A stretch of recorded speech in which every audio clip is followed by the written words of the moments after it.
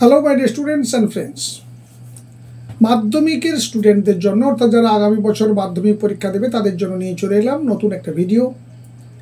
এই চ্যানেলে তোমাদের জীবন বিজ্ঞানের অধ্যায় ভিত্তিক আলোচনা চলবে এবং শুধু জীবন বিজ্ঞান নয়, অন্যান্য বিষয়গুলোরও আলোচনা চলবে মাধ্যমিক পরীক্ষাকে সামনে রেখে।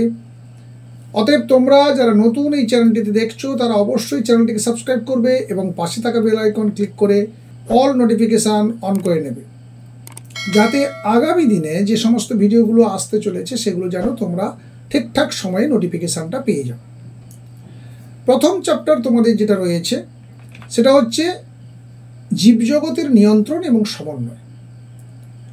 আর আজকে যে বিষয়টি আলোচনা হবে সেই অধ্যায়ের সেটা হচ্ছে উদ্ভিদের সংবেদনশীলতা ও সাড়া প্রদান। অর্থাৎ ছোট্ট ছোট্ট ভিডিওর মাধ্যমে তোমাদের সামনে বিষয়গুলোকে সহজভাবে নিয়ে আসবো, যাতে তোমাদের বুঝতে কোনো অসুবিধা না হয়। আর যদি কোনো বোঝার ক্ষেত্রে সমস্যা থাকে অবশ্যই তোমরা ভিডিওর নিচে দেখবে কমেন্ট রয়েছে, কমেন্ট বক্স, এই কমেন্ট বক্সে তোমরা কমেন্ট করে জানাবে। ভালো লাগলেও কমেন্ট করবে, আর যদি কোনো কোথাও বুঝতে সমস্যা হয় তাহলে কমেন্ট বক্সে লিখে জানাও, যাতে নেক্সট ভিডিওগুলোতে সেই তোমার সমস্যা বা তোমার প্রবলেমগুলোকে আমরা সলভ করতে পারি। সেই সঙ্গে যখন লাইভে থাকবো তখনও তোমাদের ওই কমেন্টগুলো থেকে আমরা বেছে বেছে কমেন্টগুলোকে নেব এবং সেখান থেকে তার উত্তরগুলো দেওয়ার চেষ্টা করব। চলো শুরু করা যাক। প্রথম যে অধ্যায়টি রয়েছে সেটা জীবজগতের নিয়ন্ত্রণ এবং সমন্বয়। আজকে যেটা আলোচনা করব সেটা হচ্ছে উদ্ভিদের সংবেদনশীলতা এবং সাড়া প্রদান। সংবেদনশীলতা কাকে বলছে? উদ্ভিদের সংবেদনশীলতা শুধু নয়, প্রাণীদেরও সংবেদনশীলতা রয়েছে, প্রাণীরাও সাড়া প্রদান করে। কিন্তু আমাদের আজকের যে বিষয়বস্তু সেটা হচ্ছে উদ্ভিদের সংবেদনশীলতা। পরিবেশের বা জীবদেহের অভ্যন্তরীণ পরিবর্তনগুলি শনাক্ত করে সেই অনুযায়ী জীবের সাড়া প্রদানের ক্ষমতাকে সংবেদনশীলতা বলছে। তোমাদের বইতে রয়েছে এই সংজ্ঞাটি। এখানে আমরা কি জানতে পারছি না, জীবদের অভ্যন্তরেও পরিবর্তনগুলো হতে পারে অথবা পরিবেশের পরিবর্তনগুলো হতে পারে। ধরো দেখা গেল তোমাদের দূরে ছবি দেওয়া আছে, দেখো একটা লজ্জাবতী গাছে গিয়ে হাতটাকে লাগানো হচ্ছে বা স্পর্শ করা হচ্ছে। হওয়ার পর তোমরা নিশ্চয়ই লক্ষ্য করেছো এখানে কি ঘটে, পাতাগুলো আস্তে করে মুদে যায় বা নুয়ে পড়ে। নিচে দেখো একটা ছবি রয়েছে, সেখানে দেখো কুমড়ো গাছ দেখানো হচ্ছে। কুমড়ো গাছের দেখো আকর্ষণগুলো একটা অবলম্বন পেয়ে, এই যে অবলম্বন এইটা পেয়ে তাতে দেখো আকর্ষণটা জড়িয়ে ধরেছে। এইগুলোকে বলেছে সংবেদনশীলতা। বা ধরো তোমাকে কোনো বন্ধু এসে চিমটি কেটে দিল, সঙ্গে সঙ্গে তুমি কি করবে, নিজেকে একটু সরিয়ে নেবে, নিজে চমকে উঠতে পারো। তাহলে এই যে রিয়াকশান, সাড়া প্রদানের ক্ষমতা, এটাকে বলা হচ্ছে সংবেদনশীলতা।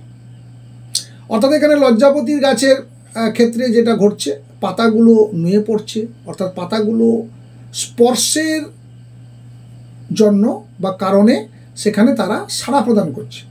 আবার নিচে দেখো লাউ বা কুমড়ো গাছ বা উচ্চা গাছ, এক্ষেত্রেও দেখতে পাই আমরা আকর্ষণগুলো অবলম্বন পেলে অবলম্বনকে জড়িয়ে ধরছে, অর্থাৎ সেখানে একটা অন্য রকমের সাড়া প্রদান করছে, তাকে গিয়ে অবলম্বনটাকে জড়িয়ে ধরে উপরে ওঠার চেষ্টা করছে।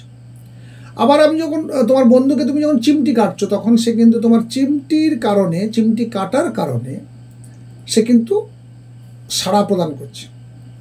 এইগুলোকে বলা হচ্ছে সংবেদনশীলতা। অর্থাৎ আমরা তাহলে কি জানলাম, যে জীব মাত্রই কিন্তু সংবেদনশীল, তাই তো? তাহলে এক্ষেত্রে এই যে বাইরে থেকে একটা পরিবর্তন বা কোনো একটা কারণ যার জন্য রিয়াকশান, সাড়া প্রদান, এই কারণটাকে বলা হচ্ছে উদ্দীপক। দেখো এখানে রয়েছে, এটাকে বলা হচ্ছে উদ্দীপক। এটাকে কি বলবো না, পরিবেশ বা জীবদেহের অভ্যন্তরীণ যে পরিবর্তনগুলি জীব শনাক্ত করতে পারে এবং সেগুলি যদি জীবের সাড়া প্রদানে সাহায্য করে তবে তাকে উদ্দীপক বা স্টিমুলাস বলা হবে। তাহলে উদ্দীপক এই ক্ষেত্রে লজ্জাবতী গাছের ক্ষেত্রে কে না, যে টাচ বা স্পর্শটা আমরা করেছি সেইটা হচ্ছে উদ্দীপক, তাই তো? বা তুমি যখন বন্ধুকে চিমটি কাটছো ওটা হচ্ছে উদ্দীপক। অর্থাৎ যার কারণে সংবেদনশীলতাটা ঘটল বা প্রকাশ পেল, জীবের সংবেদনশীলতা ধর্মটা প্রকাশ পেল, সেটাকে বলা হচ্ছে উদ্দীপক। এখন আমরা জানবো যে এই উদ্দীপকটা তাহলে পরিবেশেও থাকছে, আবার জীবদের অভ্যন্তরীণ বলছে। দেখো দুটো শব্দ বলেছে, দেখো সংজ্ঞাতে দুটো শব্দ বলেছে। দেখো পরিবেশের মধ্যে থাকতে পারে, জীবদের অভ্যন্তরীণ পরিবর্তন হতে পারে, অর্থাৎ বাইরে থাকতে পারে, ভেতরে থাকতে পারে। এই কারণে আমরা এখন বাইরে যে যখন থাকছে তখন তাকে বলা হচ্ছে দেখো বহিস্থ উদ্দীপক, আর ভেতরে অভ্যন্তরীণ উদ্দীপক, ভেতরে যখন জীবদের ভেতরে থাকছে তখন সেটাকে বলা হচ্ছে অভ্যন্তরীণ উদ্দীপক। সংজ্ঞাটাও দেখে নাও, যে সমস্ত উদ্দীপক জীবদের বাইরের পরিবেশে উৎপন্ন হয় তাকে বহিস্থ উদ্দীপক বলা হচ্ছে। উদাহরণ হিসেবে আলো, উষ্ণতা। আর অভ্যন্তরীণ উদ্দীপকের ক্ষেত্রে বলা হচ্ছে যে এই উদ্দীপকগুলি জীবদের অভ্যন্তরীণ পরিবেশে উৎপন্ন হয়, তাকে অভ্যন্তরীণ উদ্দীপক বলা হয় বা ইন্টারনাল স্টিমুলাস বলা হচ্ছে। এটা জীবদের ভেতরে থাকছে, এটাকে যেমন হরমোন। তাহলে আমরা এই প্রক্রিয়াটা, টোটাল প্রক্রিয়াটা কিভাবে ঘটলো যদি একটু স্টেপ বাই স্টেপ দেখি, কিভাবে দেখতে পাবো? তা উদ্ভিদের এই যে পদ্ধতিটা, প্রথমে যেটা ঘটছে সেটা হচ্ছে উদ্দীপনার উপলব্ধিকরণ বা শনাক্তকরণ, বা উদ্দীপনাটা গ্রহণ করলো জীব। সেই উদ্দীপনাটা গ্রাহক বা গ্রহণ হলো যে অংশে, সেখান থেকে পরিবাহিত হলো কোথায় না, যেখানে রিয়াকশানটা তৈরি হবে বা রিয়াকশানটা হবে, তারপরে সাড়া প্রদান করলো। তাহলে লজ্জাবতী গাছের ক্ষেত্রে কি ঘটনা ঘটছে না, লজ্জাবতী গাছের যে পাতাগুলো রয়েছে, পাতার গোড়াতে যে কোষগুলো থাকে, অর্থাৎ এই জায়গাতে যে কোষগুলো থাকে, এই কোষগুলোতে রসস্ফীতিজনিত চাপ দেখা যায়।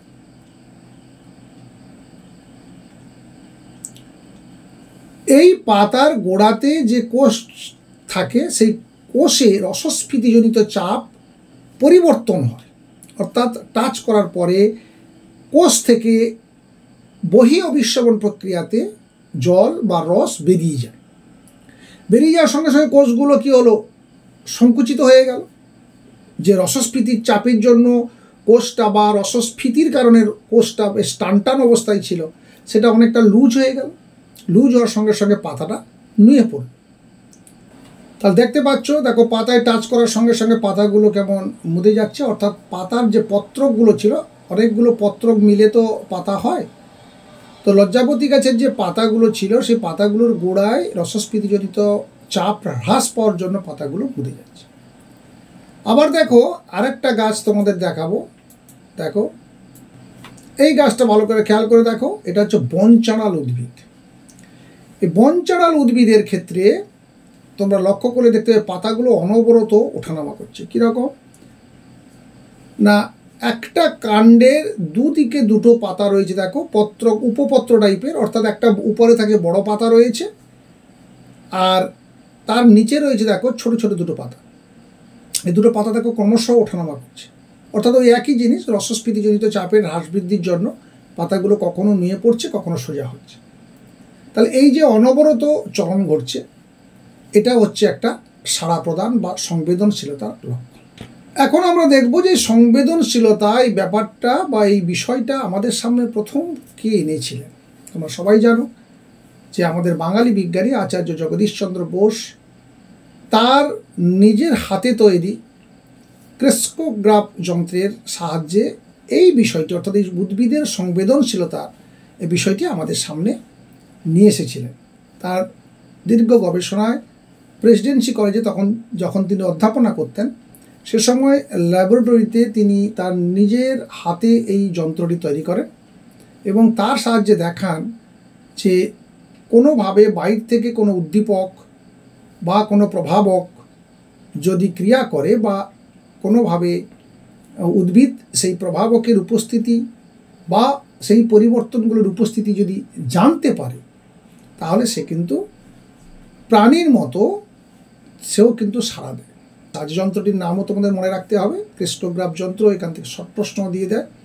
এই ছোট্ট অধ্যায়টিতে তোমাদের তাহলে যে বিষয়টি ছিল সেটা হচ্ছে উদ্ভিদের সংবেদনশীলতা এবং সাড়া প্রদান। আশা করি এই বিষয়টি, গোটা বিষয়টি তুমি ভালোভাবে তোমরা বুঝতে পেরেছো যদি না বুঝতে পেরে থাকো বা কোথাও যদি সমস্যা থাকে তাহলে অবশ্যই কমেন্ট বক্সে লিখে জানাও। নেক্সট ভিডিওর জন্য অপেক্ষা করো। দেখা হচ্ছে নেক্সট ভিডিওতে। ভালো থাকবে, সুস্থ থাকবে। Thank you.